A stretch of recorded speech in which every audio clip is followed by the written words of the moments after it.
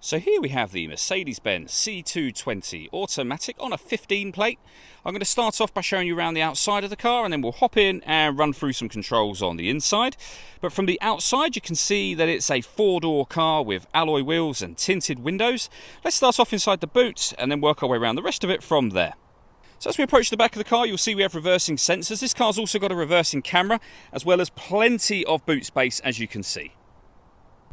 Just briefly before we climb in, I think it's well worth seeing the interior from this exterior point of view. You get full leather seats.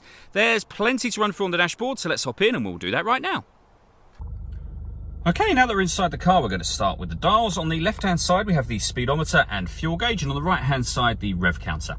In the middle, you can see the total mass of this car, which is 76,460. Above that, it will show you what gear the car is currently in. As it's an automatic, we are in P for park at the moment.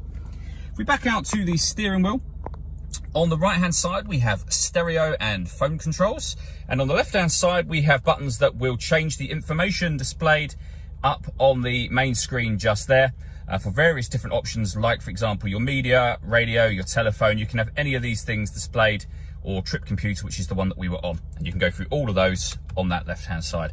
We then have the minus paddle and the plus paddle just here. That is so that you can change gear manually with this automatic gearbox should you wish to.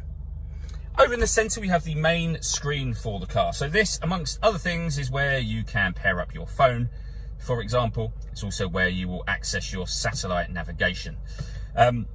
Really nice, clear, easy system to use and see, as you'll see on the video there. And all the movements that I'm making that got that working in the first place are all being done using this collection of buttons, this dial just here predominantly. Really easy system to use with these. You can access certain things directly from here should you wish to, but everything that I was doing just a moment ago is all from these buttons here. So you can go back a page, for example, and when we look back up, you'll see that we are back on that main menu where you can access your radio, and you'll also be able to access your own music. So if you want to listen to your own music, you can do. There's plenty of ways of doing that as well.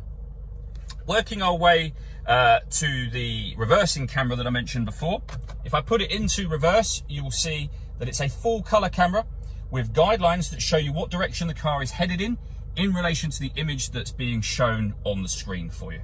And then we can pop the car back into park and that will turn off. Working our way down, we have the dual zone climate control. So you can adjust the passenger temperature and driver temperature. Any fan adjustments or temperature adjustments you make will show along the bottom of the screen as you make them. So we can increase and decrease the fan speed, for example, from here.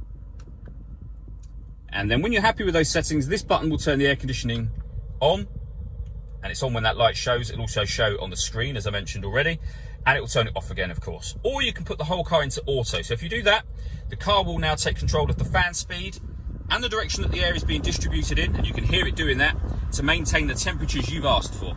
To override it, just readjust the fans at any point in time, and you'll now be back on a manual mode, and you'll see that the light above auto has gone out. We have this storage section that will open up to reveal 2 cup holders and a 12-volt charging socket as well. All that leaves me to say is thank you for taking the time to watch this video. If you'd like to come and see the car for yourself and have a test drive, please feel free to give us a call here at eMotion Cars. We'd love to hear from you soon.